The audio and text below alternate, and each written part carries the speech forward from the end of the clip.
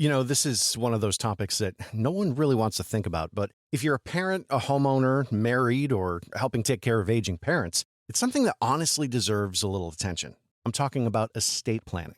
And before you tune out thinking it's complicated or expensive, that's actually why I want to mention Trust and Will.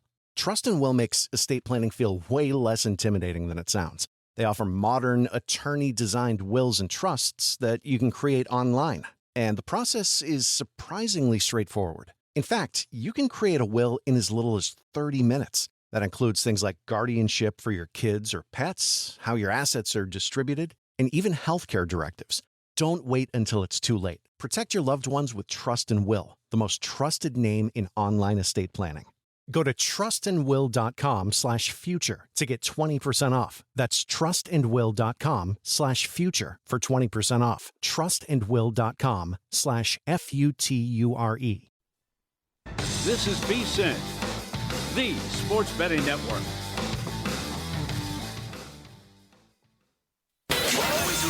Follow the money. That's what I always say. You always follow the money. Yeah. This is Follow the Money with Mitch Moss and Paulie Howard on VSiN.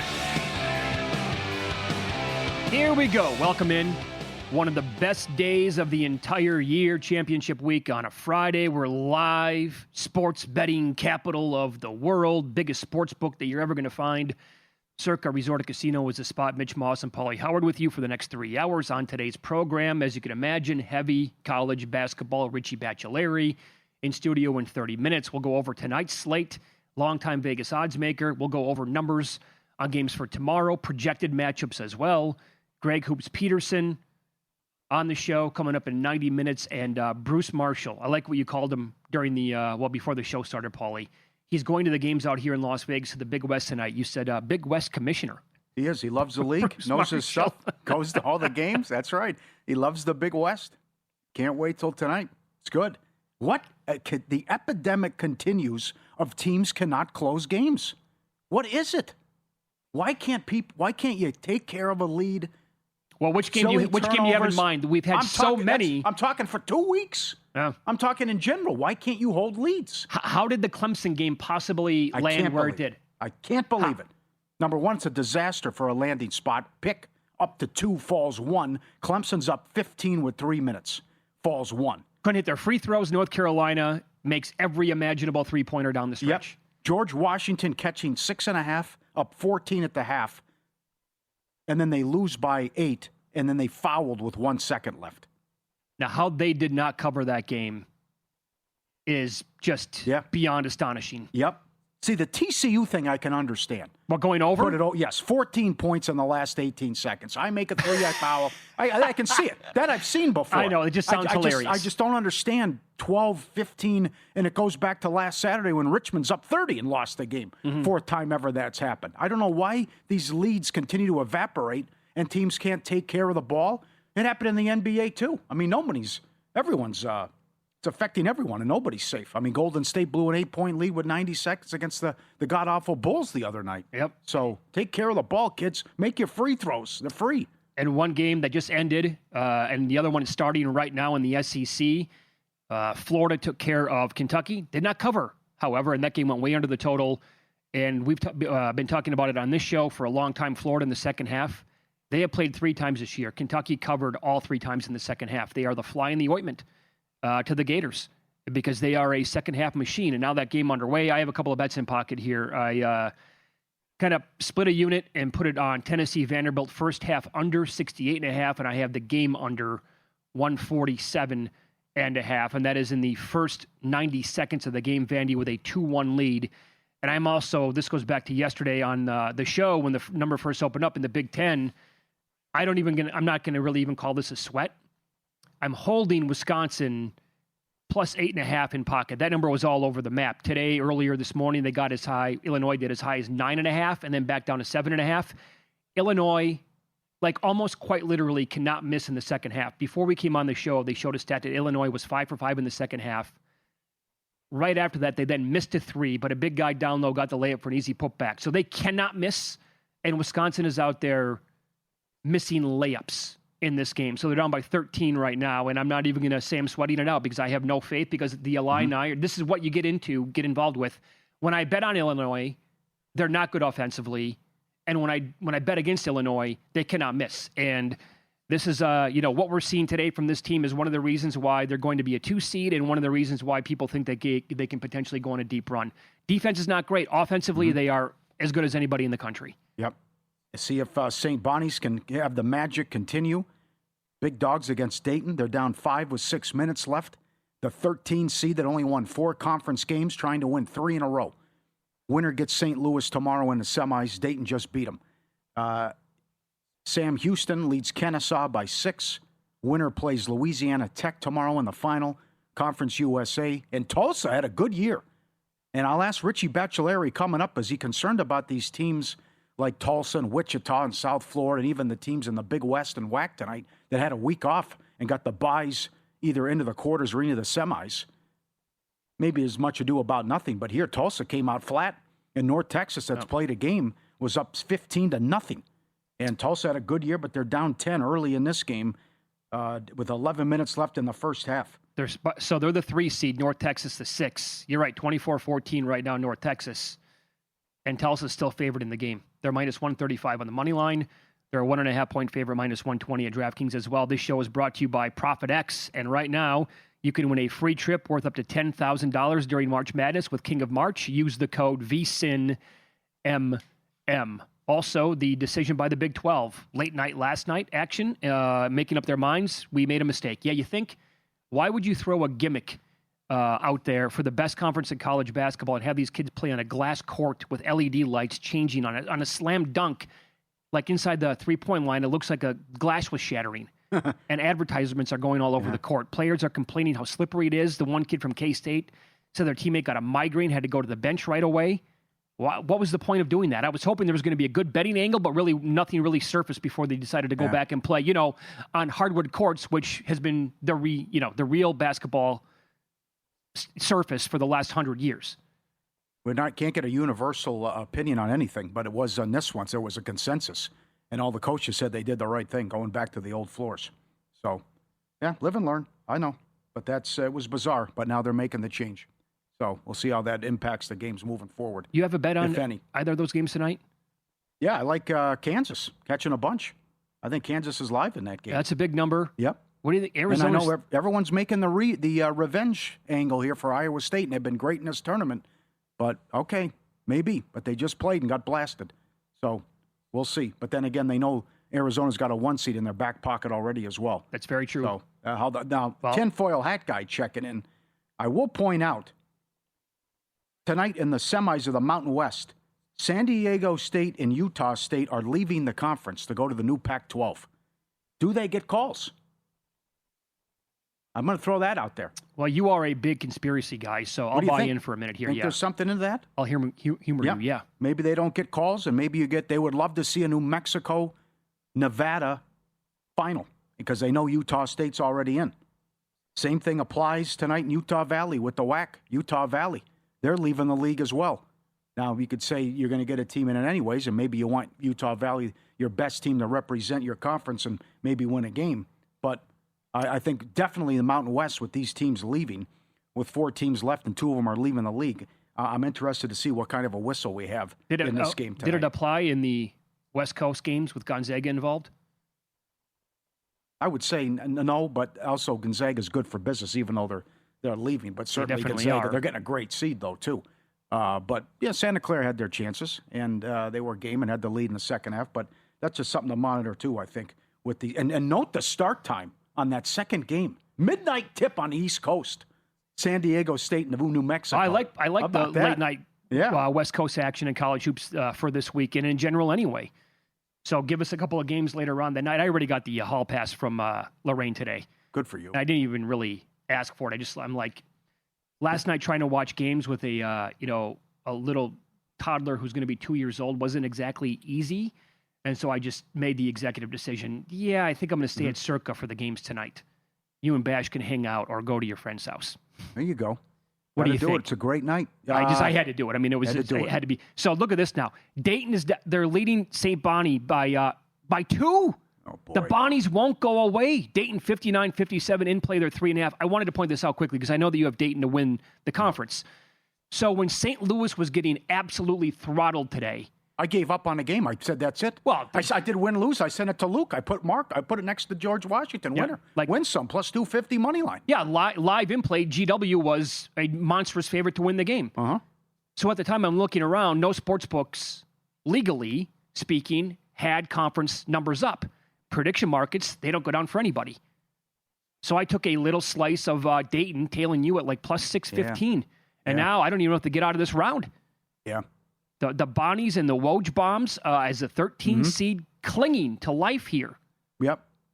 Still 3-1 in play to come back and win. You want to get nuts? Clemson's 15-1 to win the ACC. Seton Hall's 12-1. Oklahoma's 80-1. Tennessee was 13-1 before they tipped off. And those are some big boys that are still out there with the prices. In the Mountain West, Nevada just beat Utah State. They're 7-1 to win this. Yeah. So that's definitely live tonight. I'm glad that you brought up Oklahoma, Paul, because what do you make of that Great number tonight against performance. Arkansas? I bet Oklahoma. Boy, that's a big number. Yep, I think it's too high. Plus, they know if they win, they're in the tournament, I think. Yeah. It goes back to who wants this. So you updated Lenardi. First four out. Oklahoma. First team out. They win, they're in tonight. Auburn, season over, can't improve, bye-bye. New Mexico, and then San Diego. So the loser's out tonight, and the winner probably still has to win the conference tournament, but the winner of that game will have a case, depending on what goes on around the country. And then the last four in, VCU, Missouri, SMU, and Texas. But three of those teams are done, so can't improve. Okay. Yeah. So and then you got everyone on the bubble. Season's over except Seton Hall, but Seton Hall's going to have to win not only tonight but then beat UConn tomorrow, and they won't get an at-large. So that's where we're at with the bubble. Follow the Money brought to you by Profit X, and March Madness can take you anywhere in the world. Their Profit X tournament contest, King of March, free trips, and up to $10,000 up for grabs. $1,000 in volume puts you in for the $5,000 trip. $10,000 in volume puts you in for the $10K trip. Flights, hotels, wherever you want to go, covered. Keep winning in sets of 10 and keep earning entries. Download it now. Get Profit X and use code VSINMM. Become the King of March. Great contest. Profit X, code VSINMM. Give you another one a little bit later on in the Big East. Georgetown was the real deal last night. They were clearly the better team compared to Villanova. Yeah. It's a big number they're catching tonight against UConn. That is currently sitting at 15.5 out there.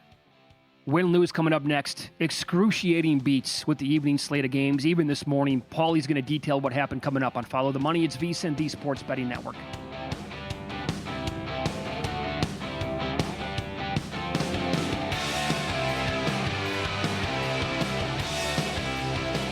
So you're listening to this podcast because you want an edge. But what if I told you you're only halfway there? You've got the mindset. Now it's time to get the toolkit to match. Here's the thing. Pro bettors spend thousands on data and tools, but what they don't want you to know is you can get the same edge for a fraction of the cost with VSiN Pro. With VSiN Pro, you get access to expert picks, public betting data, prop projections, powerful tools, analytics, and more. Tap the link in the description and see why thousands of bettors are already using VSiN Pro to cash more bets.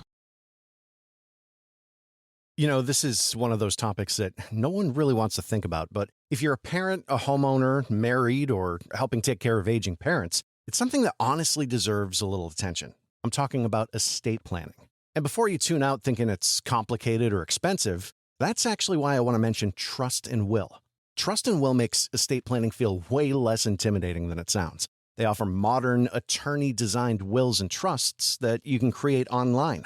And the process is surprisingly straightforward. In fact, you can create a will in as little as 30 minutes. That includes things like guardianship for your kids or pets, how your assets are distributed, and even healthcare directives. Don't wait until it's too late. Protect your loved ones with Trust and Will, the most trusted name in online estate planning. Go to trustandwill.com/future to get 20% off. That's trustandwill.com/future for 20% off. trustandwill.com/future.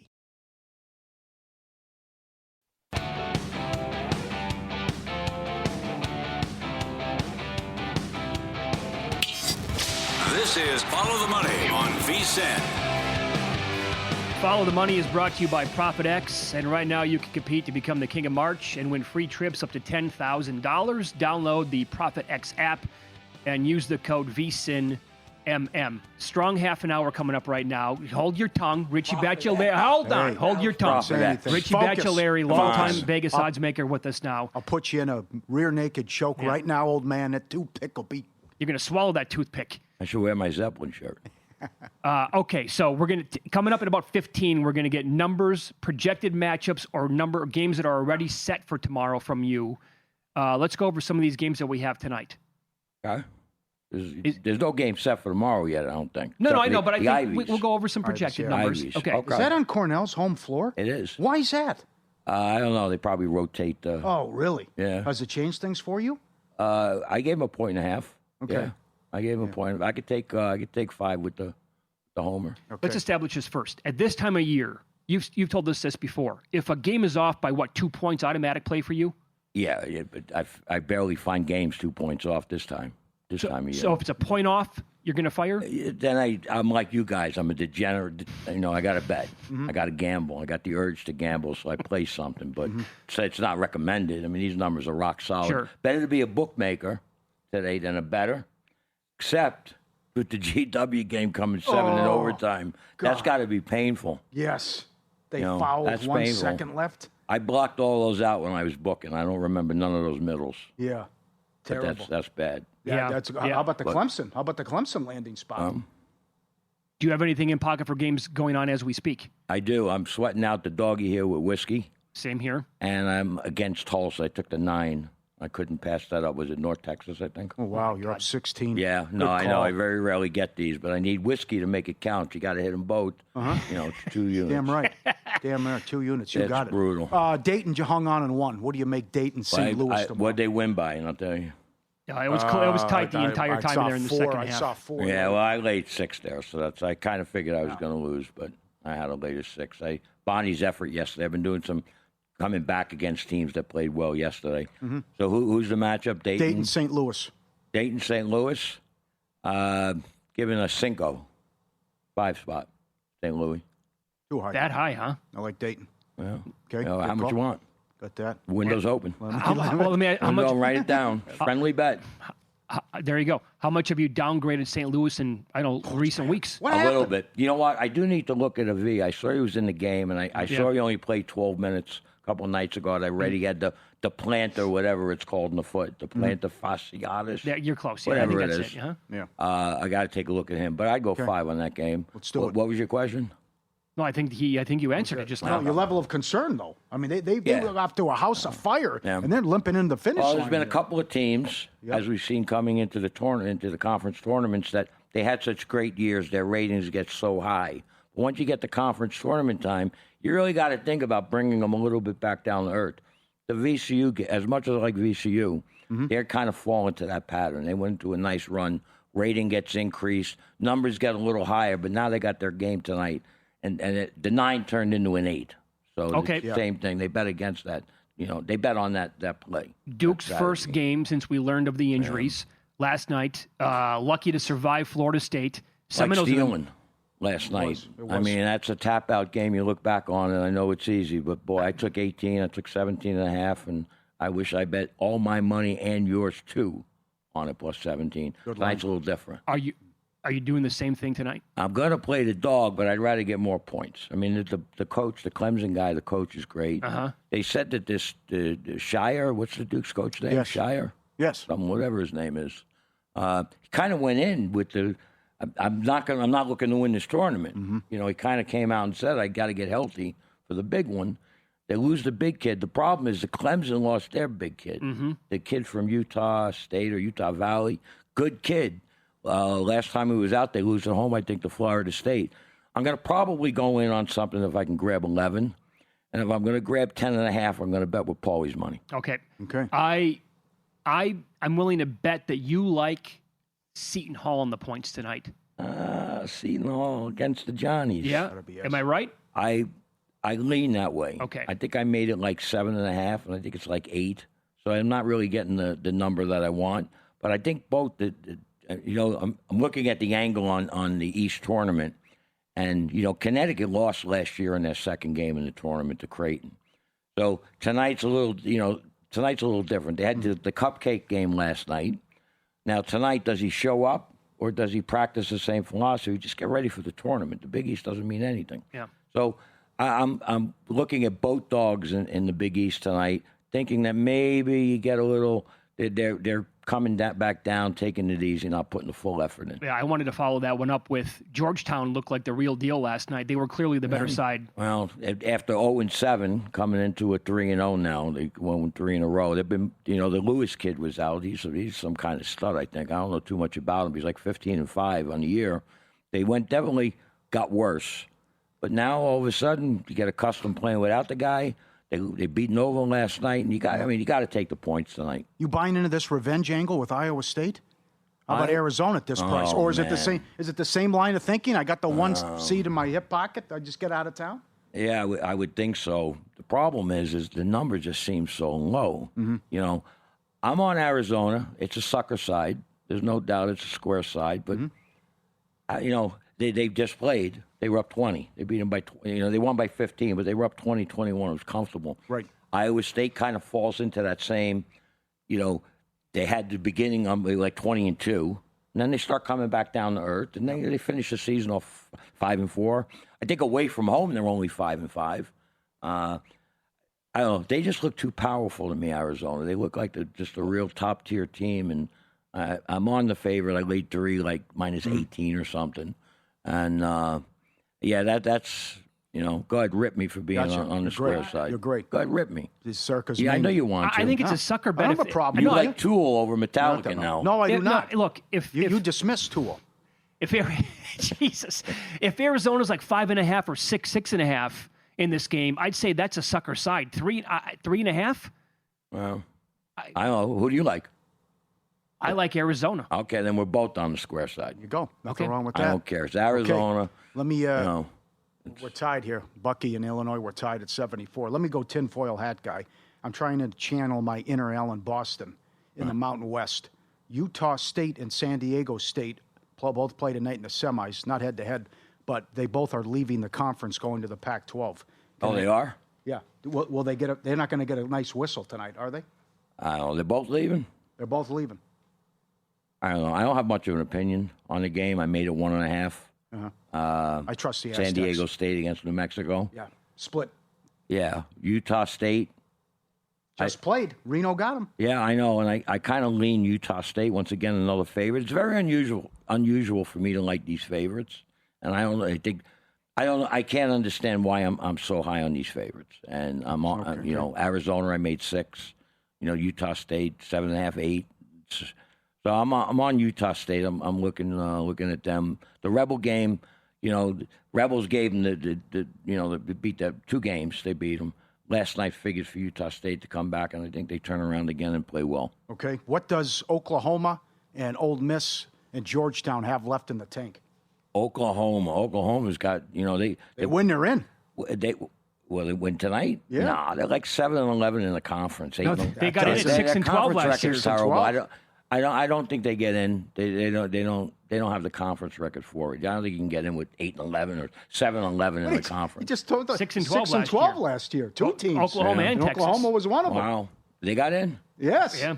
Oh, okay. Come on. Maybe they can, but I don't know. Continue. Maybe their records, not indicative of what they are. They're definitely playing really good, and I think I had them yesterday. I had them yesterday. Went up 20. Easy. I mean, that never happens. Look, Good for against you. Tulsa, they up 20. Yeah. It's your time. It's your time. Who else you say? Mississippi? Yeah. No, they're in the blown out. toilet. Yeah. Okay. Yeah. Georgetown, they could do it again as well. Okay. Well, so by the way, the Oklahoma number's coming down. It was going towards 8 earlier today, and now it's down to 6 here at circa 6.5 other spots. Wow. Did you do anything with this Houston-Kansas game in the Big 12? Houston and Kansas. Let me see. Right around 6 there for the Cougs. Gotta find the game, man. Give me a second. Oh, baby. I can't find it. Oh, there it is. Nothing. Made the game 6. Okay. Did nothing with it. I'm not sold on Kansas, and that Peterson kid. You never know. Yeah. That his name Peterson, the kid that takes himself out? Mm-hmm. Yeah, I'm not sold on it. Okay. So nothing there. He gave himself the nickname Bucket Jones. Bucket Jones? You know that, right? No. Who is he? That's Darren Peterson. He gave himself the nickname Bucket Jones. Really? Bucket Jones. That Yeah, I think that should make your level of respect for him go up. I mean, I'm not for giving yourself a nickname, but Bucket Jones, that's elite. No, thank you. He belongs in the NBA. Stick him there. Oh no, that's boy. a fine. That is a fine. What do you got 2 phones? I don't know, 2 or 3. You You put have an H 2? on the side? What do you got? You know, you never know when someone wants to. More with Richie Bachelari coming up next. We'll get his numbers for some of the Saturday's games, projections coming up. What does he make a possible Big East title game featuring St. John's and UConn at the Garden? We'll ask him coming up next.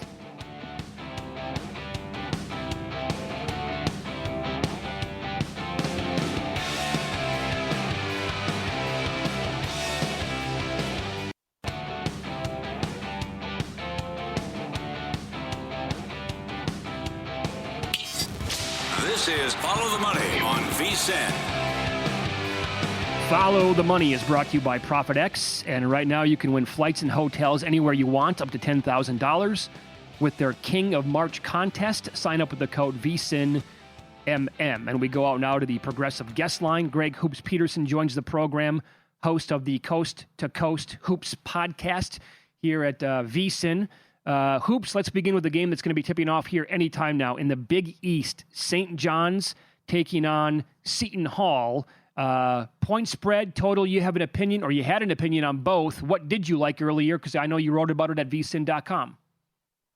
Yep, I took the over overnight. You were seeing this around 132 in a lot of places, between 132, 132 and a half. Now I'm seeing this jump to 136, 136 and a half, and it's one of those things where you bet numbers. You don't just say, oh, I'll take the over on anything, because I made my total 135 and a half. So if you're seeing that 136 plus, I think the value is just gone. But I'm still seeing St. John's laying in that neighborhood of like 7 or so, and I'm willing to lay with St. John's. I made them a 9.5 point favorite. I do think that this is a good spot with these teams. Having actually played about a week or so ago as well with St. John's, they're going to be playing at the Garden, and we've seen the track record of Rick Pitino here in the Big East tournament at the Garden. This has gone up to, in some places, even like an 8, 8.5. I'd be willing to lay that. I'd be willing to lay up to 9 with St. John's, because I do think that this team dominates on the boards, and with Seton Hall, they just haven't been able to shoot very well outside the top 275 in terms of their 2-point and 3-point shooting percentage. All right, how about the nightcap? UConn 15.5, 138.5 against Georgetown. I'm going to be willing to take the points with Georgetown. We have just seen this UConn team not be able to cover spreads all season long, and Georgetown has been a little bit of a different team here recently, and the X factor for them has been Vincent Iwuchukwu, a true 7-footer that was a top 75 recruit. He was on that team over at USC a few years ago with Bronny James, had some health issues, very unfortunate, but ever since he's got lineup, he's given Georgetown a little bit of punch. Gives you about 12 points, 6 boards. Is he going to be able to win the battle down low against Terrace Reed and company? No, but he can provide a little bit of resistance. We saw Julius Alafana have a big game against Villanova, and I don't know what it is, but you guys remember a few years ago, Georgetown winning the Big East tournament. They just have seemed to have success in general in this tournament, and with UConn, they've been, for lack of a better term, just not a complete team. One day they'll shoot really well from three. The next game they'll be a little bit off. One day they'll be amazing with the rebounding. The next it'll be a little bit off. They just haven't been able to put together a full 40 minutes. So I took 15 here with Georgetown. All right, let's go Big 12 tonight. This is a number. We brought this up in the first hour of the program. Richie Bachelari thought the same thing. Longtime Vegas odds maker. Why is Arizona down to 3.5 against Iowa State? Yeah, that's very curious to me as well, because for Iowa State, this is a complete team. They're in the top 20 in terms of both points scored and points allowed on a purpose basis. Like, this is not a bad team by any stretch of the imagination. That said, I just really like what I'm seeing out of this Arizona bunch. You've got Monty Uvas-Kribas along with Toby Awaka, combining for about 17.5 rebounds per game. And Iowa State just doesn't have quite as much on glass. Joshua Jefferson has good versatility with like 15.7 rebounds, but we just saw this game on Big Monday a few weeks ago, albeit it was a home game for Arizona, but that was a boat racing by Arizona. Now you do have this game out there in the great state of Kansas, so that helps out Iowa State a little bit, and thank goodness gracious they did away with the glass floor. Shocker, the glass floor might be a little bit slippery. Who could have thought of that? But that said, with regards to Arizona, I do think that this team just very complete. When they need to go and shoot a few threes, which they don't do very often, they're able to do so quite effectively. I actually think that Braden Burries has been one of the most improved players in all of college basketball. I just think that this Arizona team's too complete. Felt like this line should have been closer to 6, so I laid the 3 here with Arizona. Wow, and right now, as you speak on the screen here at Circa, Arizona's down to 3 minus 105. Maybe this comes down to 2.5. Okay. At some point, I'm going to have to be on Arizona as well, Greg. How about the other Big 12 game? I know you didn't write about this today on the website, but there has been some movement here. Houston was hanging around 6. Now it's some books down to 4.5 against Kansas. What would you need to bet it either way? Yep, this is my buy point on Houston. I was willing to lay up to 5 with them. Overnight, it was hovering between 4.5, 5.5. I wanted to see where this would shake out, but I'm in on Houston. I just don't trust this Kansas team right now. Do they have upside? Yes, but it feels like since Darren Peterson has been playing 30-plus minutes, I mean, as weird as it is to say, it feels like Kansas has actually been a little bit worse. With Peterson, he just hasn't been very efficient out there. I mean, he's playing more minutes, but it feels like he's taking a lot of shots that are a little bit forced right now, and you can't do that against this Houston team. This Houston team is one of the best defenses, once again, in all of college basketball. They've been able to get Miles Zuzan to be able to fire on all cylinders, shot over 40% from three-point range in conference play. And the one thing you know about Houston is that they're not going to beat themselves. Top 10 team in the country in terms of fewest turnovers on a per possession basis. Now, Kansas does a great job in terms of disallowing clean looks, and this total of 139, in my opinion, is too high. Kansas has been one of the best teams to the under all season long. Houston's outside the top 320 in terms of total possessions per game.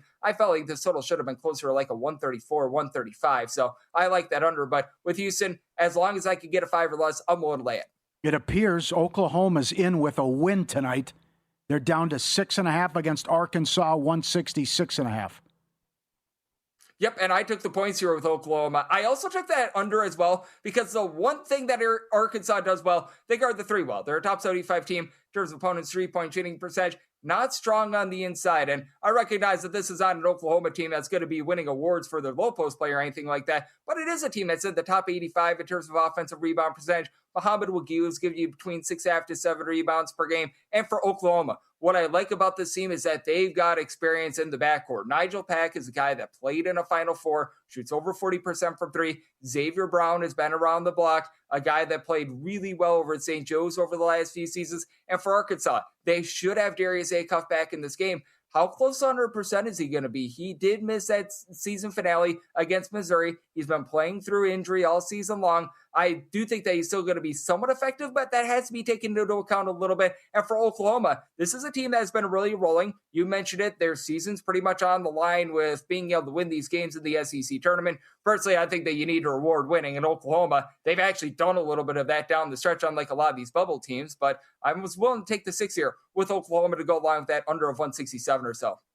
All right. So this fits tonight with what question I'm going to ask you, and you have an opinion on the game.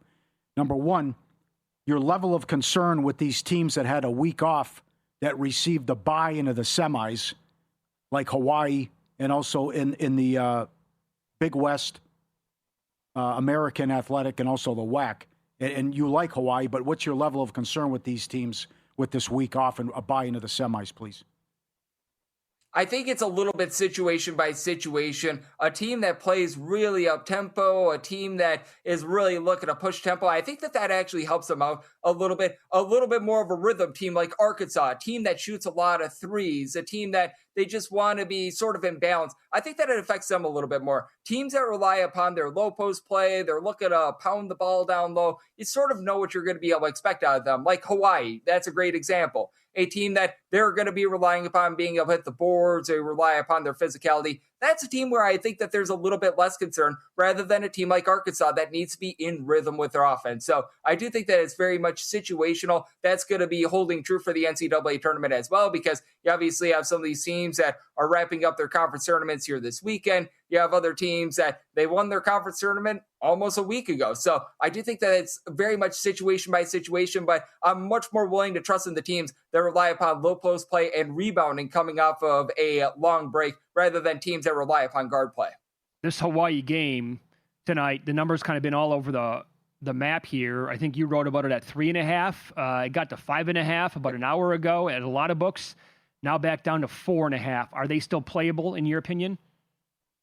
Yes, anything below 6 is playable, in my opinion, on Hawaii. I really like this defense. They have been a top 30 team all season long in terms of points allowed on a per possession basis. Cal State Fullerton has just had a massive disadvantage on the glass as well. I was talking about how good Hawaii is down low. They're 26th in the country in terms of rebound percentage. Cal State Fullerton is outside the top 275. Now, one thing that Cal State Fullerton does a great job of is generating turnovers. Top 40 of turnovers generated on a per possession basis. You do have a Hawaii team that has had some turnover concerns, so that is something that needs to be taken into account. But I think that Hawaii is going to be able to do a nice job winning from within in this game. Fullerton has been a solid three-point shooting team, but Hawaii, while they do such a great job in the post, they're also one of the best three-point shooting defenses in all of college basketball as well. So even at the 5 that I'm seeing in a lot of spots, I was able to grab this at 3.5. I'd still be willing to lay a 5 with the Rainbow Warriors. Okay. What'd you do with Irvine and Northridge? Yep, this is one where with Northridge and Irvine, I just had to take the under. With Irvine, this team is so dominant defensively. There are 365 Division I college basketball teams, and they are number 1 in points allowed on a per possession basis away from them.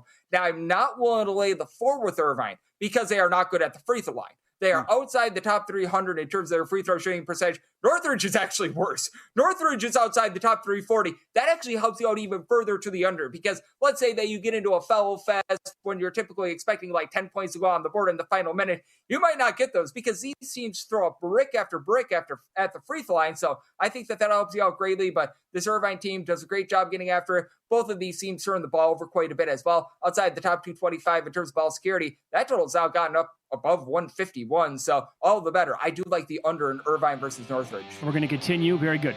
With Greg Hoops Peterson, host of the Coast to Coast Hoops podcast right here at VSiN. We're going to get his thoughts on UCLA and Sparty a little bit later on tonight. And we're going to run down some of the numbers that are on the board for tomorrow as well. What does he make of Michigan laying a monstrous number against Wisconsin? Find out next.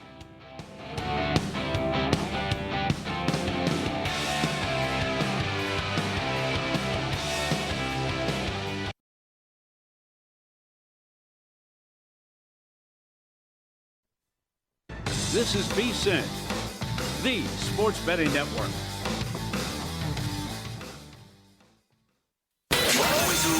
Follow the money. That's what I always say. You always follow the money. Yeah. This is Follow the Money with Mitch Moss and Paulie Howard on VSiN. Welcome back. Follow the Money is brought to you by Profit X, and right now their King of March promotion is giving bettors a shot at free trips worth up to $10,000. Use the promo code VSiNMM to get started with Profit X. A longtime friend of the show on the network, Bruce Marshall, joins the program. And again, love talking to him, love listening to his analysis on college basketball games. And he joined us now on the progressive guest line, probably going to be going to the Big West game a little bit later on tonight. Brucey, stellar appearance with us on Wednesday. Let's run it back here again tonight. Let's begin with Purdue and Nebraska. Don't ask me or anybody else how Purdue did not cover that game last night, up by 20-plus pretty much the entire game, and yet Northwestern got the money. What do you make of this, and what are the overall numbers on Painter in conference with numbers ATS? Well, Painter has been – this is unbelievably bad, and I guess now that we look back at it, we shouldn't be surprised that Purdue got backdoored last night. He is 1-17, Matt Humans tells me. His last 18 against the spread in Big Ten tournament action, 1-17. Now, that includes 2023 when Purdue actually won the tournament, but did not cover a game.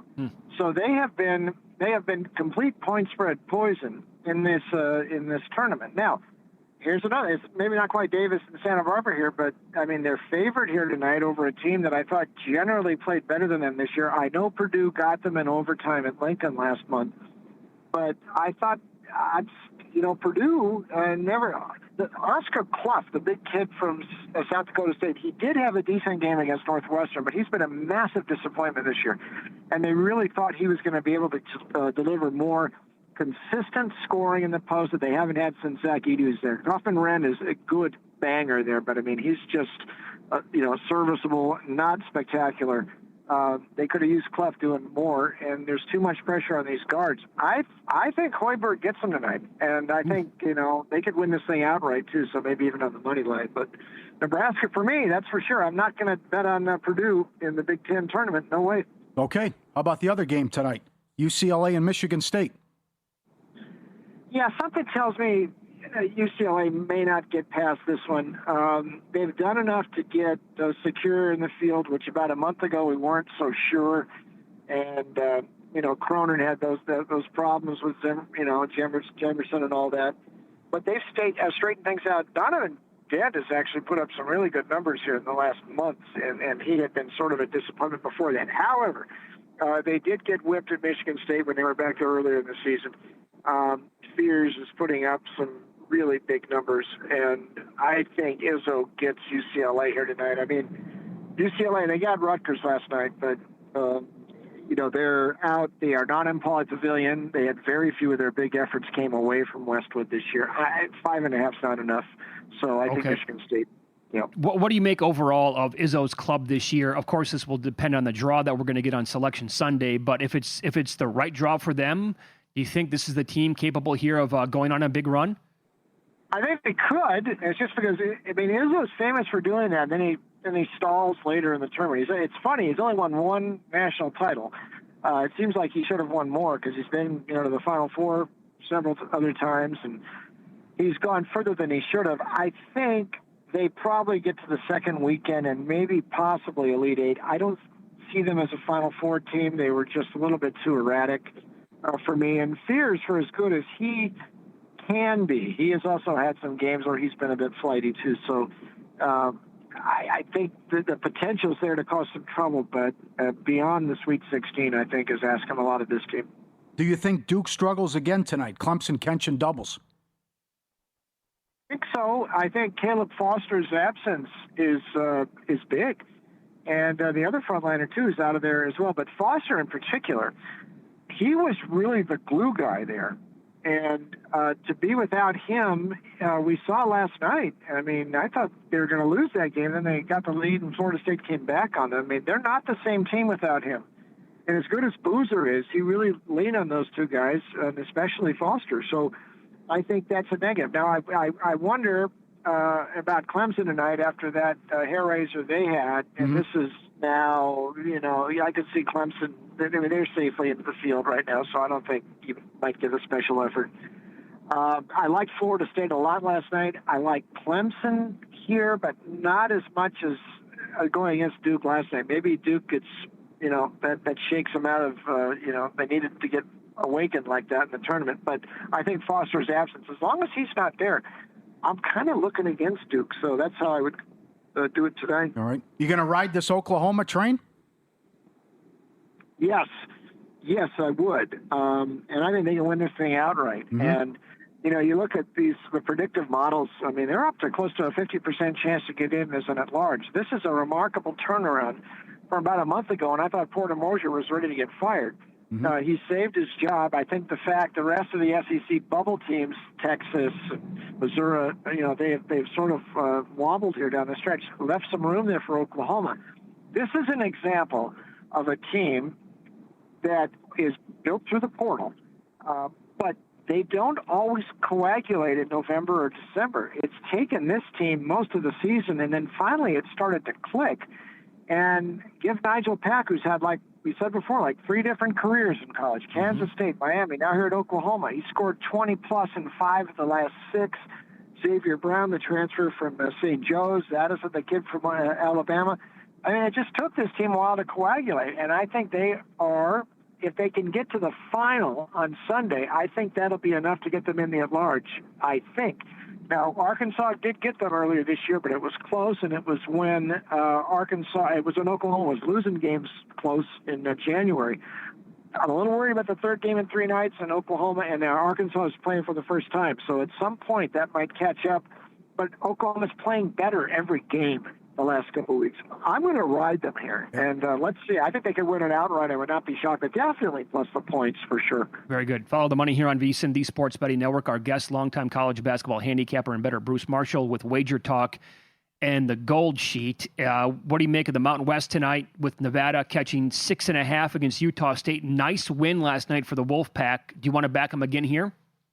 Yeah, I'm going to back Nevada. By the way, one development to keep an eye on. Now, we thought a couple of these coaching dominoes would fall. Wes Miller gets out in Cincinnati. Capel looks like he's going to stick at the Pittsburgh. Those are both spots where Jared Calhoun has been mentioned as possibilities. I think he is a definite candidate at Cincinnati, and the players hear that too at Utah State. Is it going to act as a distraction? I don't know. It didn't yesterday, but now that Miller is gone, maybe it'll act a little more of a distraction tonight. Utah State did play well yesterday, but UNLV is kind of flighty. Listen, something is different about Nevada here in the last month. That game they won last night against Grand Canyon is the sort of game they lost earlier in the year.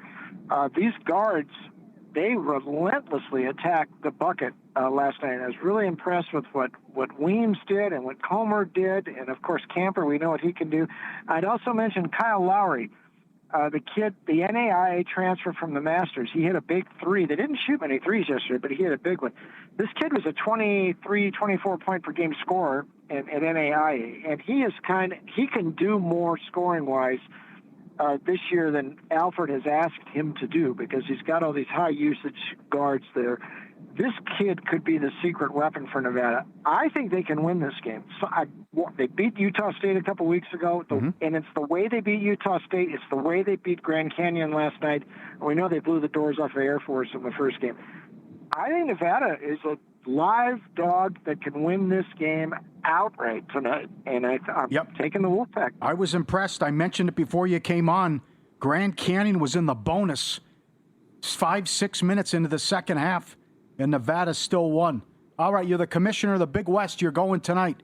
What do you think of the Big West semis? Well, I kind of like Irvine there against Northridge. Northridge surprised. I mean, they got UCSD's number apparently. That kind of surprised me last night. That was a hat trick they got over UCSD. Irvine's different because of Kyle Evans. He is an interesting stat category there. He leads the nation in block shots, but I think I've mentioned this before. He is not a jumping jack, but his timing is so impeccable in blocking shots, and he just sort of closes down the interior. Northridge is going to have to hit the shots really hot outside to do it. The nightcap there, I kind of think Fullerton. I know they're a dog here. Ooh. I think the job Dietrich Taylor did and his staff to uncover some of these guys from D2, NAIA, Joshua Ward, Seaman, these guys are good, and they score about 84 per game. And I know the interesting thing, when Hawaii plays in Henderson, there's fans in the Valley for Hawaii, so they'll have some support there tonight. But I would give Fullerton a look. That was impressive. They beat a good Davis team last night. I think we're going to get an all-Orange County final tomorrow in the Big West. Strong. Hey, Bruce, yeah. I know you're going to hang around for one more segment. In about a minute here, let's go whack. Cal Baptist laying about 8.5 tonight against Utah Tech. You like the favorite? I do, although Utah Tech's not playing bad. This kid Porter, 6'8" power forward, 25 last night, Ethan Porter in their game for Utah Tech out of St. George. But Dominique Daniels has been on fire, and so has Cal Baptist the last 4 winning and covering. He's a one-man show, Daniels. And they've been covering numbers lately, so I think Cal Baptist gets there. And this we'll see if Utah Valley beats UTA, which they should. That's a pretty good final, Utah Valley and Cal Baptist tomorrow night, if that's the final. By the way, both of those schools are moving to the Big West next year, so this is the last we'll see them in the WAC. Mm-hmm. Yeah. Very good. All right, hang tight. We're going to run it back one more segment here with Bruce Marshall, longtime college basketball handicapper and bettor. He is with Wager Talk and the Gold Sheet, and he is kind enough to hang out again for about a half an hour with us here on a Friday here. Paulie calls it the best day of the year, certainly for the college basketball season. He's on the Progressive guest line. We got to get his thoughts on the Ivy League tomorrow, starting at 11 o'clock in the morning, East Coast time, 8 o'clock out here, bright and early, Cornell taking on Yale. And also, we're going to throw some Saturday numbers at him. Like, what does he make of Michigan laying 12.5 against Wisconsin? We'll ask him coming up next on Follow the Money. It's VSiN, the Sports Betting Network.